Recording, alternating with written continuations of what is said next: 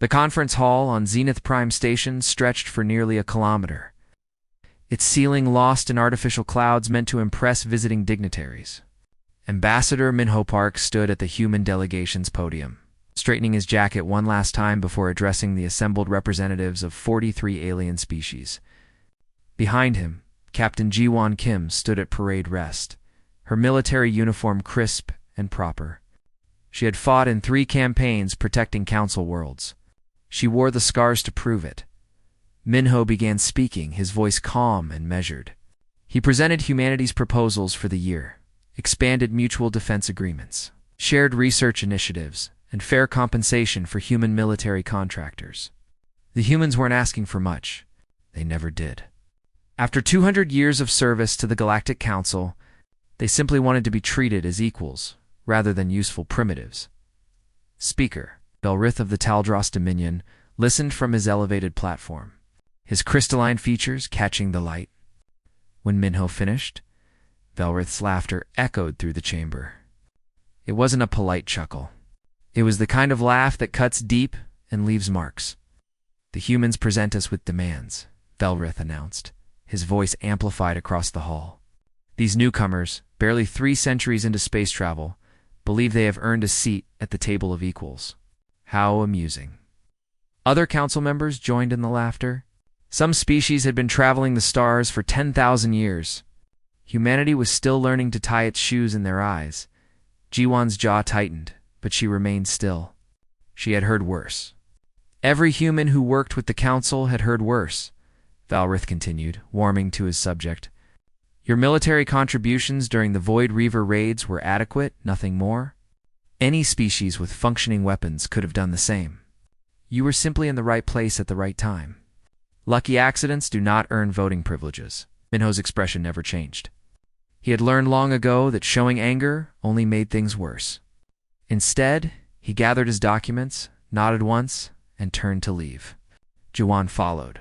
As they walked toward the exit, more laughter trailed after them.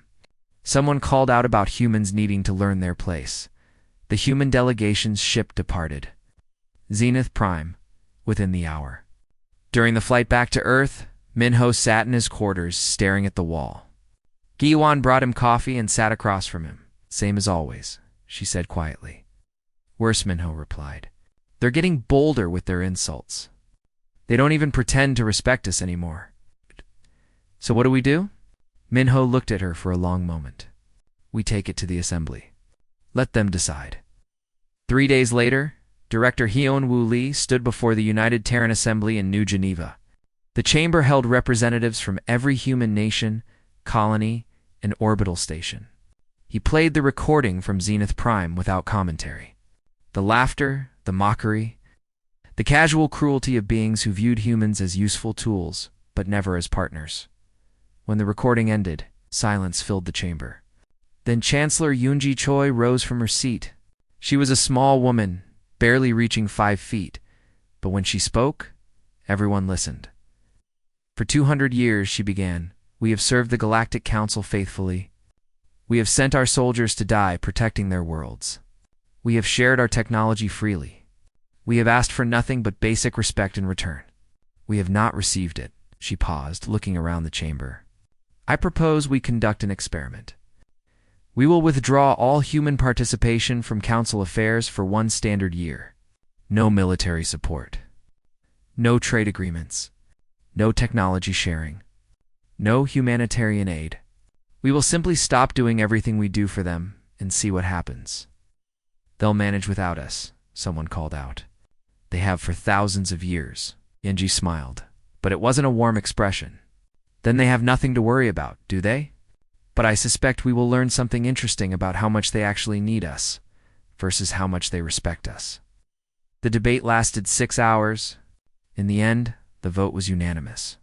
Humanity would withdraw from all Galactic Council operations, effective immediately.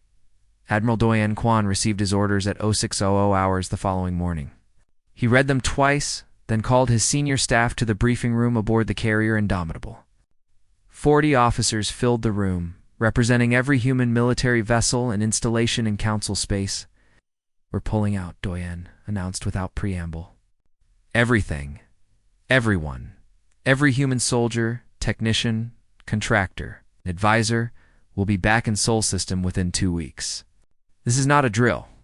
This is not a temporary withdrawal. This is complete disengagement. Questions erupted. Doyon let them talk for 30 seconds, then raised his hand for silence. I don't have all the answers. What I know is this. We've been ordered home, and we're going home. Start the evacuation protocols. I want non-essential personnel moving within 12 hours. Combat units will maintain defensive postures until everyone else is clear, then we follow. The evacuation began smoothly. Humans were good at logistics. They had to be, since they were always the ones organizing everything for the Council. Ships departed from 17 sectors simultaneously. Human workers left construction projects half-finished. Human doctors transferred their patients to alien medical staff. Human engineers handed over maintenance schedules and access codes on the Council station orbiting Kareen Prime. Analyst Salman Han packed her personal belongings while her alien colleagues watched in confusion. She had worked there for 8 years, analyzing trade patterns and economic trends. Her supervisor, a Korean named Tessik, approached her desk. Where are you going? Tessik asked. Your contract has 2 years remaining. Home, Soman replied simply. We're all going home, but the quarterly report is due next month. You're the only one who understands the human economic integration models. Soman looked at him with something like pity. I guess you'll have to figure it out yourself. She left Tessik standing there, his mouth opening and closing like a confused fish. Within 48 hours, every human had departed Council space. Admiral Doyon Kwan's ship was the last to leave, jumping to faster-than-light speeds exactly 14 days after the order was given. Behind them, they left empty barracks, silent communications arrays, and maintenance logs written in human languages that few aliens had bothered to learn. On Zenith Prime, Speaker Velrith held a press conference. He smiled for the cameras, his crystalline features sparkling under the lights. Humanity has chosen to withdraw from galactic society, he announced. This is their loss, not ours. They will return when they realize how much they need us. Until then, we will continue as we always have. The assembled journalists applauded politely. No one asked difficult questions. No one wondered what would happen if humanity didn't come back. No one considered that maybe, just maybe, the galaxy needed humans more than humans needed the galaxy. But in quiet corners of 1,000 worlds, ordinary citizens began to worry. They remembered the human doctors who treated their children, the human engineers who fixed their station life support systems, the human soldiers who died protecting colony worlds from raiders. They started asking questions that their leaders didn't want to answer. And in Sol System, humanity waited to see what would happen next. 3 weeks passed. Then the Void Reavers came. They hit the mining colonies in the Tertian expanse first, just like they always did. The Tertian system sat at the edge of Council space, rich in rare minerals, but far from the core worlds. It was the kind of place that got raided every few years. The kind of place where human rapid response teams used to arrive within 18 hours to drive the raiders away. This time, no human ships came. The Void Reavers were not a sophisticated enemy. They didn't use complex tactics or advanced technology.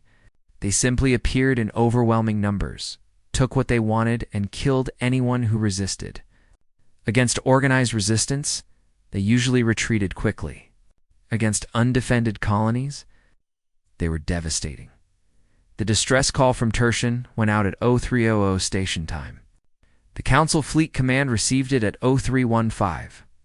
They began organizing a response immediately. 6 Council warships were dispatched from the nearest naval base, located 4 systems away. They would arrive in 6 days. General Taiwan Ru watched the reports come in from Earth's Defense Command Center, buried 300 meters beneath the Mojave Desert. His staff stood around the tactical display, watching red markers indicate raider positions and blue markers show civilian population centers. The red was swallowing the blue. "So, sir," one of his officers said quietly. "We could have a relief force there in 20 hours. The carriers Magnificent and Horizon are already in position near the border." Taiwan looked at the display for a long moment. 40,000 people lived in the Tertian colonies. Most of them would be dead before council ships arrived. He could save them. All it would take was one order. "Stand down," he said finally. "Not our problem anymore." The officer's face went pale, but he nodded and returned to his station. Around the room, other officers kept their eyes on their screens. No one said anything. 6 days later, when council ships finally arrived at Tertian, they found ruins. The Void Reavers had taken everything valuable and killed everyone who tried to stop them. Estimated casualties: 42,000 civilians, 6,000 mining workers, and 1,500 security personnel. The council fleet commander filed his report, noting with frustration that the raiders had been gone for nearly 5 days by the time he arrived in her office on Mars. Former council medical liaison Dr. Haonyun read the casualty reports. She had trained many of the doctors who died at Tertian. She had designed the medical protocols they used. She could have been there, saving lives. Instead, she was reviewing supply manifests for Martian colony expansions. She closed the report and returned to her work. Not her problem anymore. The economic problems started more slowly, but they spread faster. Human manufacturers had supplied the galaxy with countless essential products for decades. Medical equipment, atmospheric processors, jump drive components, station life support systems, agricultural automation, water purification plants. The list went on and on. Humans made things that worked, sold them cheaply, and serviced them reliably. The galaxy had gotten used to it now. Those supply chains were gone. On the Korean homeworld, hospitals began running short of diagnostic scanners. The machines were all human-made, and when they broke, human technicians had always fixed them. Now the technicians were gone, and no one else knew how the machines worked. Medical care began to deteriorate. Station colonies throughout the council ran on atmospheric processors that humans had installed and maintained. The processors needed replacement filters every 6 months. Those filters came from human factories on Mars and Titan. When the filters ran out, air quality began to drop. Station managers sent urgent requests to Earth. The messages went unanswered. Jump drives. The technology that made faster-than-light travel possible were incredibly complex. Most species could operate them, but only humans manufactured the quantum cores that made them work. Those cores lasted for about 5 years before needing replacement. Across the galaxy, ship captains began doing calculations. Wondering how much longer their vessels could fly, Merchant Princess, Narration, ran Galactic Industries from her headquarters on Europa. Before the withdrawal, her company had provided 67% of all advanced medical equipment to council worlds under contracts that barely covered manufacturing costs. Earth had subsidized the rest, viewing it as humanitarian aid. Her message inbox was full. Desperate pleas from council hospitals, offering triple the old prices for new equipment. Angry demands from council trade ministers claiming she was in breach of contract. Threats from council military officials, suggesting they might seize human assets if supplies weren't restored. She deleted them all without reading past the first line. Her new priority was building up Earth's internal infrastructure and supplying the 12 non-council species who had approached humanity directly with offers of fair trade agreements. Those species were getting everything they needed. Council worlds got nothing. The market prices reflected the new reality. A basic atmospheric processor that once cost 10,000 credits now sold for 50,000 on the black market. When one could be found at all, medical scanner prices increased by 400%. Jump drive cores became so rare that ships began cannibalizing derelicts for parts. On the Taldros homeworld, riots broke out when life support systems on orbital manufacturing stations began failing. 3 stations were evacuated, putting 20,000 workers out of jobs. The Taldros government blamed human sabotage, though no evidence existed. They needed someone to blame, and humans were convenient. Trade Minister Hessek of the Korean Federation stood before his government's council chambers, trying to explain how their economy was collapsing. The Korean had been proud of their economic sophistication for 3,000 years. Now they were learning that sophisticated systems require sophisticated maintenance. "We have no choice," Hessek said, his voice strained. We must negotiate with Earth. The humans have everything we need, and we have nothing they want badly enough to change their position. They're bluffing, one council member insisted. They need our markets. Do they? Hessek pulled up a chart showing human trade patterns. Before the withdrawal, 92% of human exports went to council worlds. Now they're redirecting everything to internal use and new partners. Their economy is actually growing while ours contracts. They don't need us at all. The chamber fell silent as the implications sank in. Speaker Velrith tried to maintain his confident facade, but behind closed doors he was worried. The other council species were starting to ask uncomfortable questions. Why hadn't he foreseen this? Why hadn't anyone calculated how dependent they were on human goods and services? Why had they treated humanity so poorly for so long? He decided to travel to Earth himself. Surely a personal visit from the council speaker would demonstrate how seriously they took the situation. The humans would see reason. They had to. His ship arrived at Earth's orbital defense perimeter 3 days later. He requested immediate transit to meet with human leadership. He was informed that Ambassador Minho Park might be available in 3 days, and he should wait at one of the visitor stations. 3 days turned into 5. Velreth sat in a perfectly comfortable but entirely bland diplomatic suite, staring at white walls and eating synthesized food. No one came to entertain him. No one offered tours or cultural exchanges. He was simply left to wait, the way humans had been left to wait countless times on council stations. When Minho finally arrived, he didn't apologize for the delay. He simply sat across from Velreth in a small meeting room and waited. We need to discuss the current situation, Velreth began. Do we? Minho asked politely. Your withdrawals caused significant disruption throughout council space. We believe this is a major point. Perhaps we can negotiate your return to active participation. Minho folded his hands on the table. What are the terms? Velrith hesitated. This was the difficult part.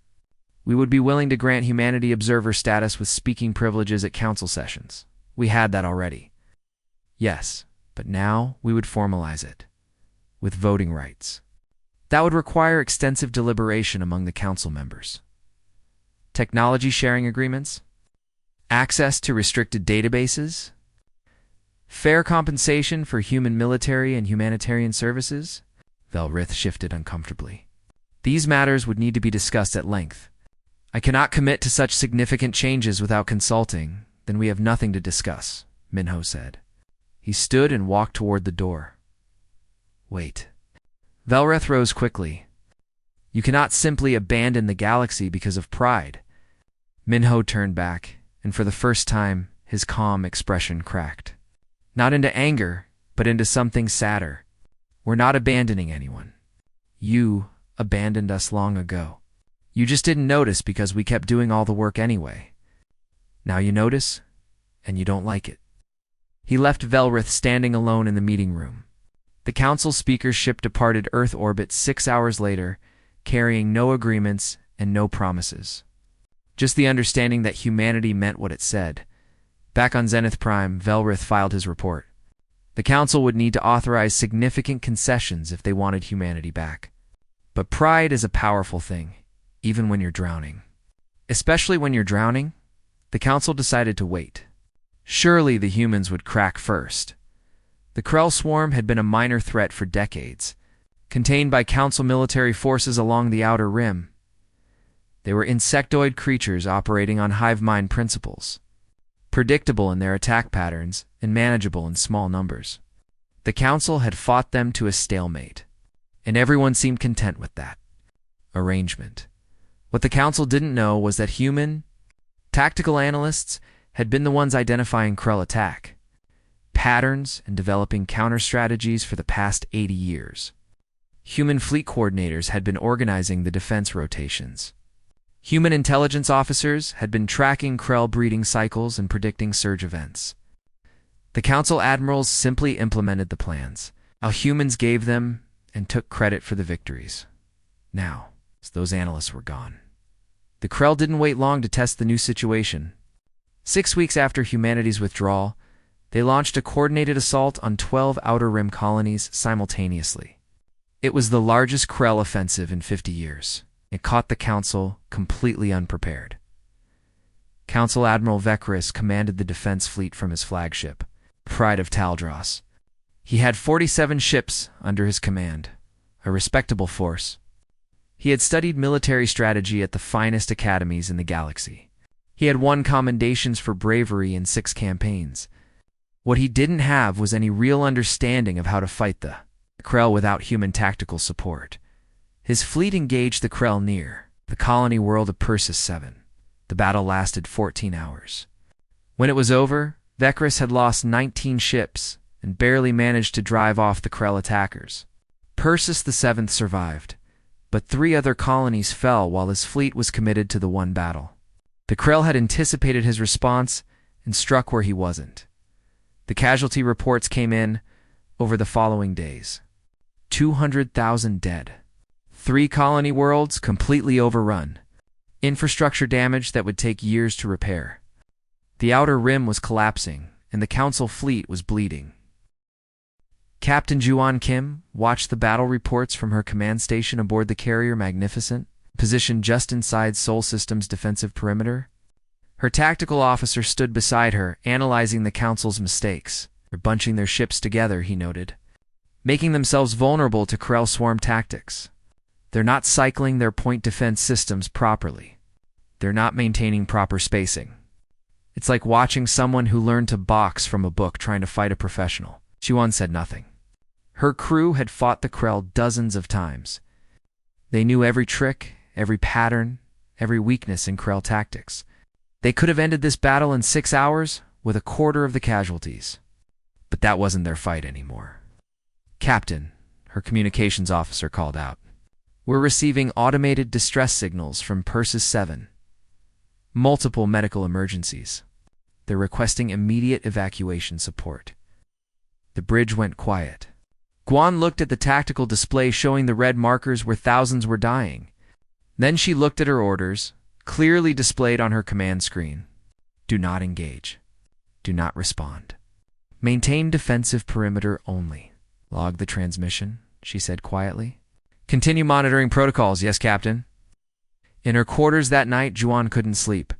She kept seeing the casualty numbers. 200,000 dead. Most of them civilians who had nothing to do with Council politics, children, elderly, medical staff who had died trying to save others. She could have helped them. She should have helped them. But orders were orders. And those orders existed because the Council had made a choice about humanity's value. Now they were learning what that choice cost. The military disaster was only one problem. Behind the scenes, the Council was tearing itself apart. Observer Jihi Song worked for Terran intelligence, monitoring galactic communication networks from a listening post on Neptune's largest moon. Her job was to analyze Council diplomatic traffic and provide reports to Earth's government.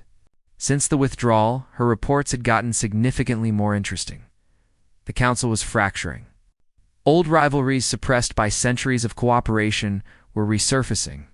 The Taldros Dominion had been hoarding human medical technology, buying it through intermediaries and stockpiling it while publicly claiming shortages. When the Korean Federation discovered this, their diplomatic relations collapsed into bitter accusations. The Varen Collective revealed that they had been maintaining secret trade contacts with human corporations, getting preferential access to critical supplies. 3 other species had done the same. Everyone had been trying to protect their own interests while presenting a united front. And now the facade was crumbling. Jihi compiled everything into a comprehensive report. Subject: Council Internal Stability Assessment. Conclusion: 7 member species at risk of internal civil conflict. 3 species near economic collapse. Multiple diplomatic relationships deteriorating rapidly. Estimated time until complete council dissolution, 18 to 24 months. She sent the report to Director Hyunwoo Lee and sat back, wondering what Earth would do with the information. Would they watch the council burn? Would they intervene? Did it matter? On the council station Zenith Prime, emergency sessions were being called daily. Arguments broke out during supposedly formal proceedings. Ancient insults were revived. Trade disputes that had been settled decades ago were reopened. Without humanity's stabilizing presence, without their neutral arbitration and logistical support, the council was discovering that they didn't actually like each other very much. Speaker Velreth tried to maintain order, but his authority was slipping. The Taldros Dominion had lost significant prestige after the hoarding scandal. Other species questioned his leadership. Some were calling for his resignation. The carefully constructed political hierarchy of the council was collapsing like a sandcastle in the tide. In a desperate move, the council issued a formal statement. They called it a Mutual Defense Charter Obligation Notice, but everyone understood what it really was: a demand. Humanity must return to their obligations under council law. Failure to comply would result in sanctions and potential military action. Chancellor Yoonji Choi received the notification while meeting with her Security Council on Luna Station. She read it once, laughed, and read it again to make sure she hadn't misunderstood. Then she called for a press conference. Every major news network in human space carried her response live. Yoonji stood at a simple podium, no fancy decorations or impressive backdrops, just a small woman with iron in her voice. The Galactic Council has issued what they call an obligation notice, she began. They claim we are bound by mutual defense charters to provide military support, humanitarian aid, and trade services. Let me be very clear about this. There is no charter. There is no obligation. For 200 years, we provided these services voluntarily, out of a belief in cooperation and mutual benefit. We were never paid fairly. We were never treated as equals. We were used. She paused, looking directly into the camera. The council had a choice. They could have treated us with respect. They could have valued our contributions. They could have made us true partners. Instead, they chose mockery and condescension. That was their choice. Now we have made ours. Yoonji's voice hardened. You wanted us gone? We're gone. You wanted to stand alone? Stand alone. The galaxy is yours, Council. We'll handle our corner of it. Good luck with yours. The broadcast went viral across the galaxy within hours. Billions of ordinary citizens who had never thought much about humanity suddenly understood what had happened. They understood that their leaders had driven away the people who kept everything running. They understood that the food deliveries, the medical supplies, the working life support systems, all of it depended on humans who were now simply gone. Fear spread through council space like a virus. On 100 worlds, citizens looked at their leaders and asked the question no one wanted to answer. What do we do now? Riots broke out on 12 colony stations. The Vren Collective's government fell in a vote of no confidence. The Korean Federation closed its borders and went into isolation. The Taldros Dominion expelled the Council's diplomatic corps from their homeworld. Chaos was replacing order, and the descent was accelerating. In Sol System, humanity watched. They received thousands of messages daily from Council worlds. Pleas for help. Offers of resources. Promises of reform. Threats of military action that everyone knew were empty. Earth's government archived them all, but responded to none. Admiral Doyon Kwan walked the corridors of his flagship, checking on his crew. They were good people, trained to help others, to protect the weak, to respond to distress calls. Asking them to stand down while millions died was asking them to go against every instinct they had. Morale was suffering. Admiral, a young lieutenant, approached him. Permission to speak freely? Granted. Sir, are we really just going to watch the galaxy burn? Doyon looked at the young man for a long moment. What would you have me do, Lieutenant? Help them. That's what we do. That's what we've always done. And when they treat us like garbage again, when they take our help and give us nothing but contempt in return, what then? The lieutenant had no answer. Doyen continued. We're not watching the galaxy burn, son. We're watching the Council learn a lesson they should have learned centuries ago. Some lessons are only learned the hard way. This is one of them. He walked away, leaving the lieutenant standing in the corridor, wondering if the admiral was right or if they were all becoming something they didn't want to be. The galaxy was drowning, and humanity was standing on the shore watching. The question was, how long could they stand there before they dove back in? The answer would come soon enough. The food riots started on the agricultural colony of Tessera Prime. The colony relied on automated farming systems that humans had installed and maintained for 40 years. When the systems began breaking down, crop yields dropped by 60%. When the replacement parts never arrived, they dropped another 30%. Starvation came next. The colony administrator sent desperate messages to the council, then to Earth, then to anyone who would listen. No help came. Tessera Prime's population of 2 million began dying. First, the old and sick, then the young, then everyone else. By the time relief supplies finally arrived from a neighboring system, 150,000 people were dead. Similar stories played out across council space. Medical supplies ran out in hospitals. Life support systems failed on station colonies. Water purification plants broke down. The infrastructure of galactic civilization was collapsing, and the council had no way to stop it. They didn't have the technical knowledge, the manufacturing capacity, or the logistical networks to maintain what humans had. BUILT Dr. Honyun read the medical reports. From her office on Mars, she had trained many of the doctors trying to save people with inadequate equipment and no supplies.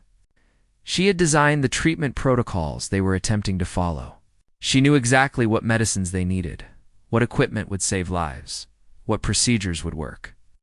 All of it was available, sitting in warehouses across Sol System. They just weren't sharing it anymore. She closed the reports and tried to focus on her work.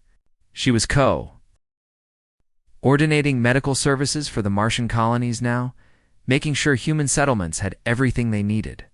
It was important work. It was necessary work.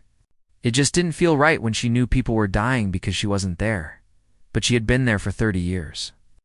Working in council hospitals, treating alien patients with the same care she gave humans, and the council had treated her like a servant, never a colleague. They had valued her skills but not her humanity. That was their choice. Now they were living with it. While the council crumbled, other species were making different choices. The Kelvin Federation, a small cluster of 6 star systems, had never joined the Galactic Council. They had watched from the sidelines for centuries, maintaining their independence and trading with everyone. Now, they approached Earth with a proposal. Ambassador Minho Park met with the Kelvin delegation in a conference room on Luna, their lead negotiator. A being that looked like walking coral spoke in clear, respectful terms. "We see what happened between you and the Council," the Kelvin said. "We understand why you left. We want to propose something different. A partnership based on mutual respect and fair trade. We have resources you need. You have technology we need. We trade as equals, or we don't trade at all." Minho listened carefully. "What guarantees do we have that you'll honor these terms?" "None beyond our word and our actions. We can write contracts, but contracts are only as good as the people who sign them. We're asking you to trust us, and we're willing to prove we deserve that trust." The negotiations took 3 weeks. The resulting agreement became known as the Terran Alliance Charter. Equal representation, fair compensation, mutual defense obligations that applied equally to all members, technology sharing with proper patents and royalties. Everything the Council had refused to provide. Director Hinwoo Lee presented the charter to Earth's government for ratification. "This is what we wanted from the beginning," he said. "Respect, equality, fair treatment. The Kelvin are offering it without us having to beg." The charter passed unanimously. Within days, 6 more species approached Earth with similar requests. Then 12 more. Then 20. They were small species, most of them without much power in the old galactic order. But they understood something the Council didn't. Partnership works better than hierarchy. The Terran Alliance grew quickly. Every new member brought resources, technology, and knowledge. Every new member received human medical aid, military protection, and access to human manufacturing. It was everything the council had taken for granted, now being shared with those who appreciated it. The council watched this with growing alarm. They issued statements declaring the Terran alliance illegal. They called the participating species traitors. They threatened sanctions and military action. The threats were empty, and everyone knew it. The council couldn't even protect its own members. What could they do to species who had chosen a different path? Then the Void Reavers returned, this time in numbers no one had ever seen before. They hit the council's core worlds directly, bypassing the failed defenses on the outer rim. Intelligence suggested they had been planning this assault for years, waiting for the right moment of weakness. Humanity's withdrawal had given them that moment. Admiral Vekres tried to mount a defense, but his fleet was scattered across a dozen systems, trying to respond to multiple crises. He gathered what ships he could and engaged the Reavers near the Taldros homeworld. The battle was a disaster. The Reavers had new tactics, new weapons, new strategies. They tore through the Council fleet like it was made of paper. Vekres retreated after losing 70% of his ships. The Taldros homeworld fell. 5 billion people lived there. Most of them died in the first week of occupation. The Council's most powerful member species had been effectively destroyed in a single campaign. The news spread through Council space like wildfire. If the Taldros could fall, anyone could fall. Panic replaced fear. Governments collapsed. Military commanders abandoned their posts. The careful structure of galactic civilization was disintegrating. Speaker Velrith sent one final transmission to Earth. There was no arrogance in it, no demands, no threats. Just a single word, please. Admiral Doyon Quan was the one who received it. He sat in his command center looking at that one word on his screen and felt nothing but exhaustion. How many times had humans said please to the Council? How many times had they begged for basic respect and been ignored? He didn't respond. The message sat in his inbox, unopened by anyone with authority to act on it, because the decision wasn't his to make. It belonged to Earth's government, and they were still debating. Chancellor Yoonji Choi convened an emergency session of the Terran Assembly. The chamber was full, every representative present for what everyone knew was a critical moment. The question before them was simple. Do we let the Council fall, or do we save them? The debate was fierce. Some argued for mercy. They're dying by the billions, one representative said. We can't just watch genocide happen because they hurt our feelings. Others argued for justice. They made this situation. They drove us away. Why should we save them from their own mistakes? Still others argued for pragmatism. If the Council falls completely, the Void Reavers will control half the galaxy. That threatens us eventually. We should act now while we still can. The debate went on for 6 hours. Finally, Captain Ji-won Kim asked to address the assembly. She was a military officer, not a politician, but she had been there from the beginning. She had heard the laughter at Zenith Prime. She had watched the withdrawal. She had seen the casualty reports. If anyone had earned the right to speak, it was her. She walked to the central podium, still wearing her uniform. She didn't prepare a speech. She just spoke from her heart. I joined the military to help people, she began. Not just humans, people. Anyone who needed help. I fought in 3 wars protecting Council worlds. I lost friends doing it. Good people who died believing they were making the galaxy safer. She paused. The Council never thanked us. They never even acknowledged our sacrifices. They used us and discarded us and laughed at us when we asked for basic dignity. I hate them for that. I will always hate them for that. The chamber was silent. But I didn't join the military to watch people die out of spite. I joined to protect people. All people. Even ungrateful ones. Even ones who don't deserve it. Because the moment we start choosing who deserves to be saved based on whether they've been nice to us, we become something I don't want to be. She looked around the chamber. We left to teach them a lesson. The lesson is learned. They know what they lost. They know what we're worth. They know they were wrong. The question now isn't about them. It's about us. What kind of humans are we? The kind who help, or the kind who watch? When she finished, the chamber erupted in discussion. The debate continued for another hour. Then Chancellor Yunji called for a vote. The motion: humanity will provide military and humanitarian assistance to former Council worlds, but only under the terms of the Terran Alliance Charter. Any species wanting help must apply for Alliance membership, accept equal partnership, and acknowledge their past mistakes. The vote was close, closer than anyone expected. But it passed. Within hours, Admiral Doyen received new orders. Prepare for full-scale deployment. The Earth Defense Force was going back to war. But this time, they were going as equals, not servants. This time, they were going on their own terms, and the galaxy would never forget the difference. The human fleet emerged from faster-than-light travel at the edge of the Persis system like an iron hammer coming down. 40 carriers, 200 cruisers, 500 support vessels.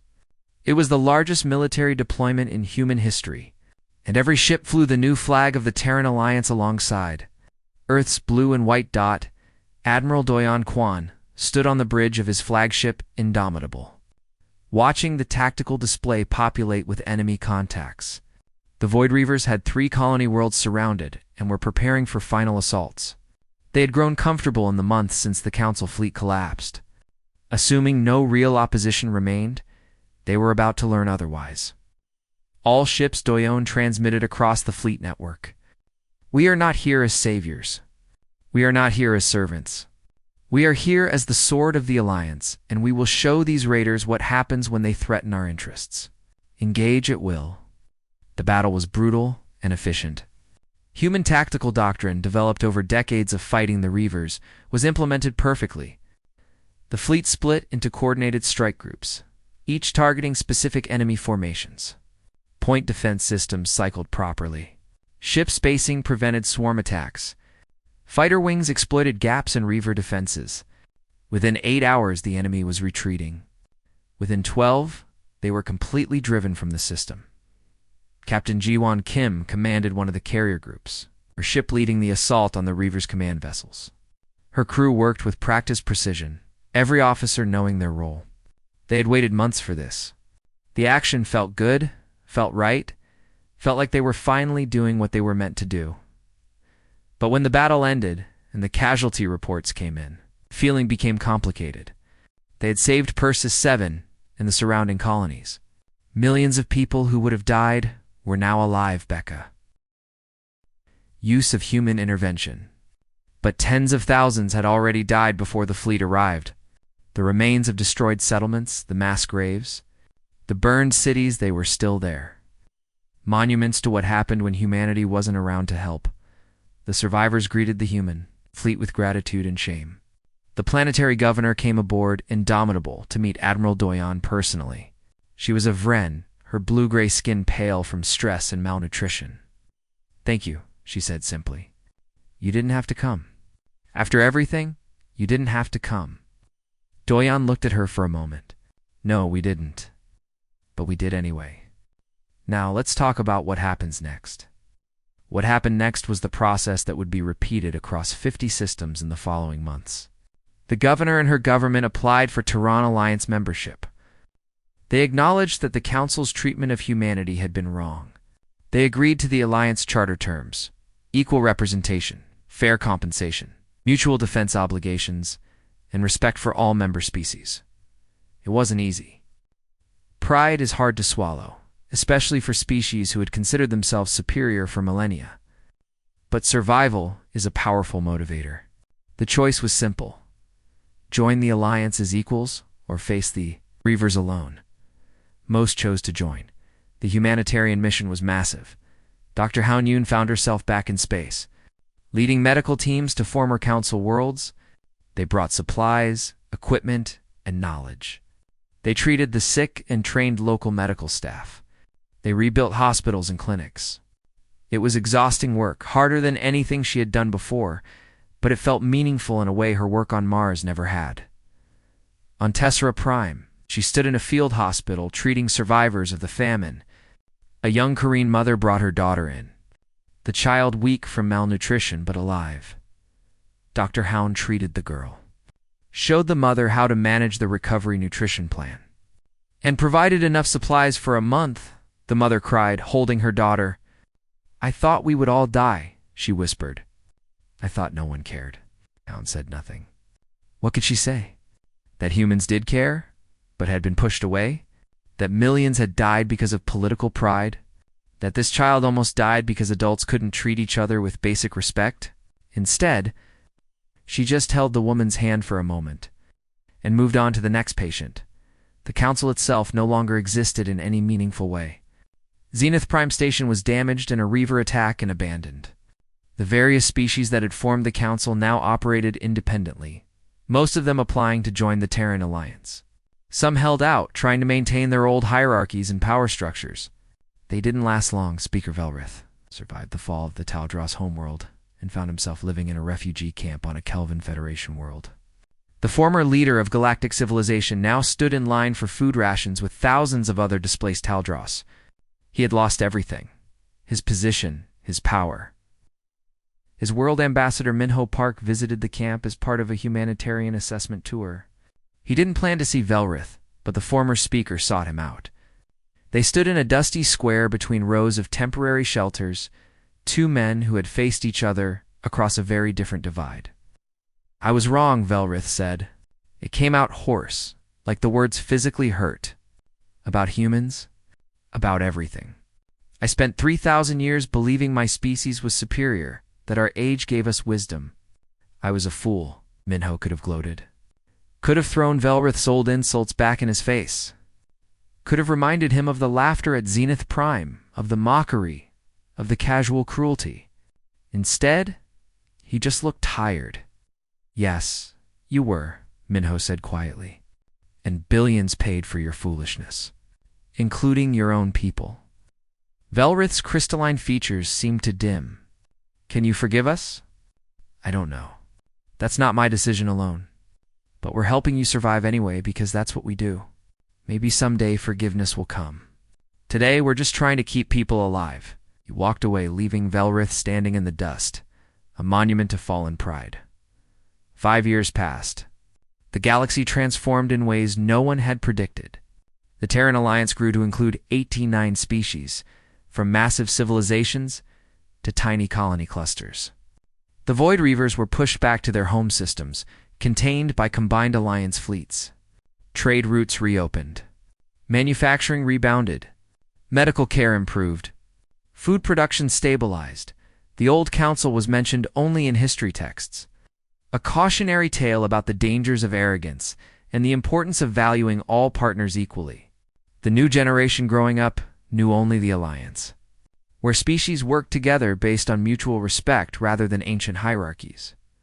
Chancellor Yoonji Choi stood at the window of her office on Luna Station, looking out at Earth below. She was retiring today, her term complete, her work done. Admiral Doyen Quan joined her, also ready to step down and let younger officers take command. Did we do the right thing? Yoonji asked quietly. It was the question that had haunted her for 5 years, through all the deaths, all the destruction, all the rebuilding. Doyen was silent for a long moment. We taught them what they needed to learn. Sometimes the only way to show someone your value is to take it away. Was it cruel? Yes. Did people die who didn't deserve to? Yes. But would the council have ever changed without being forced to? No. So the ends justified the means. I don't know if I'd put it that way. I'd say that sometimes there are no good choices, only necessary ones. We made a necessary choice. Yoonji nodded slowly. And now? Now we have a galaxy where species treat each other as equals, where respect is the foundation of cooperation rather than an afterthought, where humans are valued for what we contribute instead of used and discarded. That came at a terrible price, but it came. Maybe that's enough. On the galactic communication networks, the story spread through 1 billion voices. Songs were written, stories told, lessons taught. Children across 100 worlds learned about the time humanity walked away and what it taught everyone. The lesson was simple, but profound. Respect cannot be demanded, but must be earned. And those who give freely can also choose to withhold. Humanity had been generous with their gifts for 2 centuries, asking only for basic dignity in return. When that dignity was denied, they showed the galaxy what life looked like without them. Fear had consumed the Galactic Council when humanity walked away, but fear eventually gave way to understanding. Understanding led to change, and change created something better than what came before. The Terran Alliance wasn't perfect. No government ever is. But it was built on a foundation the old council never had: the recognition that every species, no matter how old or young, powerful or weak, had value and deserved respect. That foundation made all the difference. In her retirement home on Mars, Dr. Haonyun received a message from a former patient on Tessera Prime, the young Korean girl she had treated. Now a teenager, had been accepted into medical school. She wanted to become a doctor like the human who saved her life. She wanted to help people the way she had been helped. Haon read the message 3 times, tears running down her face. This was why they went back. This was why they helped. Not for gratitude or payment or political advantage, but because helping people was who humans were. The Council had tried to use that nature against them. Instead, humanity had used it to rebuild the galaxy. Admiral Doyon stood at the memorial on Earth, looking at the names carved into black stone, human soldiers who died protecting Council worlds before the withdrawal, his friends, his comrades, people who believed they were making the galaxy better. The Council had never acknowledged their sacrifice. The Alliance built monuments to honor it. He saluted the wall, a gesture of respect and remembrance. Then he walked away, his duty done, his conscience clear. The galaxy was safer now than it had been. Humanity had made it so, not through violence or domination, but by teaching a simple lesson: everyone deserves respect. And those who forget that truth pay dearly for their mistake. The fear that had consumed the Galactic Council when humanity walked away had been replaced by something stronger and more lasting. Not fear of humanity, but respect for what they could do, and gratitude for what they chose to do. In the end, that made all the difference. The galaxy would never forget what happened when humanity walked away, and humanity would never forget why they had to.